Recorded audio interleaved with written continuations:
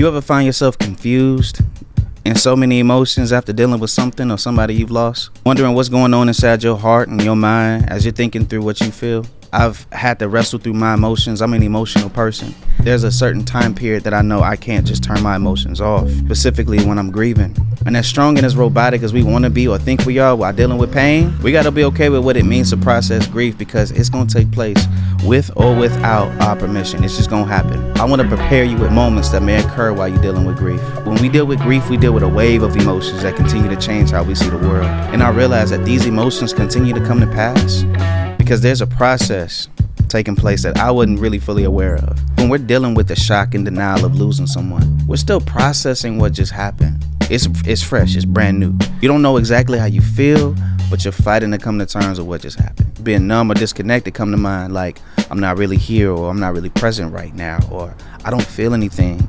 And you think you don't feel anything, but numbness is also a feeling. You feel numb. Laughing at a joke, finding something interesting or something new or exciting or meaningful, but instead we just feel empty inside. Like a chunk of joy was just like ripped out of our soul. Like we can't see or find hope anymore. This is actually very, very normal. And if this happens, just know you may have just ended the beginning of the grieving process.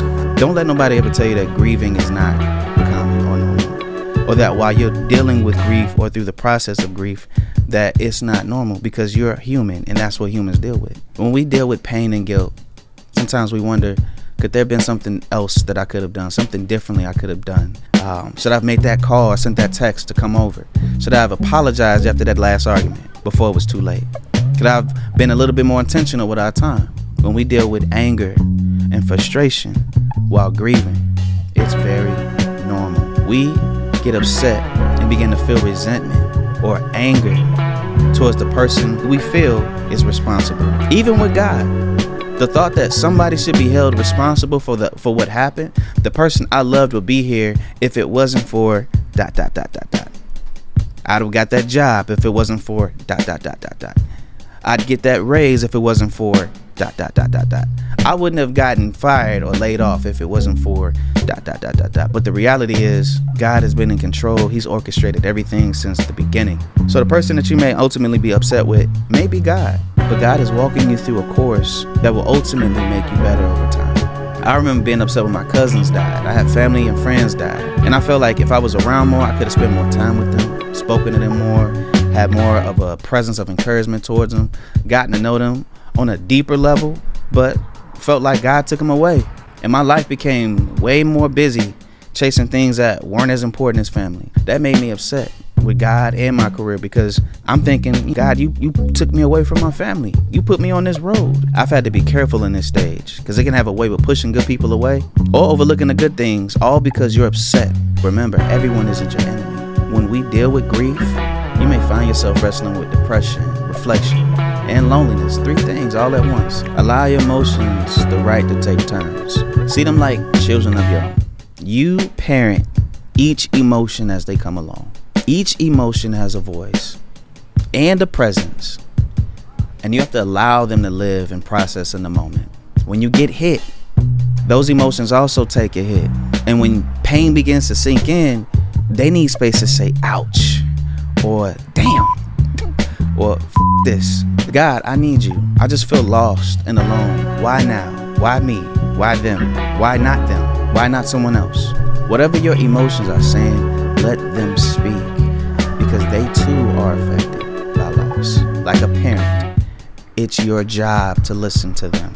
It's your duty to make sure that your emotions know that you care about them. Numbness is also still a feeling. Numbness matters. If we were to personify the emotion, we would say he or she still matters. A lot of times we say, I don't feel nothing. Nothing is there. No, numbness is present. Numbness is there, sitting right next to you.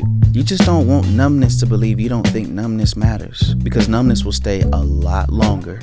Just like you would tell a child, hey, be yourself.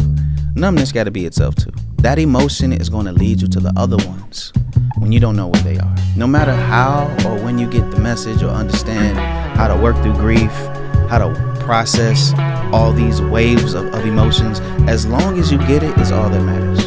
Because time will never tell when we understand things. life is just gonna life because it's its own vehicle and we're just in the back seat while God is doing the driving. Take your time. Embrace the back seat. You may find more rest there, honestly. Let God drive and take life where he feels he needs to take it at that moment. He knows where life is going. Be a good parent to your emotions. They need your attention. If this is you, I'm praying for you. Because dealing with grief will come. Dealing with pain will come. Feeling alone will come. Know that it's just a process. And every process has a beginning and an end. And I believe that God has already planned and orchestrated these moments before we were even born. And I believe that being anxious will not change the course of God's plans. God hasn't given us a spirit of fear. I believe he's given us power. Power to seek truth and find truth. Power to overcome fear. I believe God has given us the power to heal. And I believe his work on the cross covered our guilt to begin with. We have to be careful to believe that we are at the center of the universe. Not everything revolves around what happens in our lives or in other people's lives. The Most High is still on the throne and in control, and he has been. He had plans for this moment before you even considered it. It is not your fault, but it is your process to acknowledge and to take on. I want to see you run this race and get through the finish line while processing grief. So if that's you, I'm praying for you. None but love for you.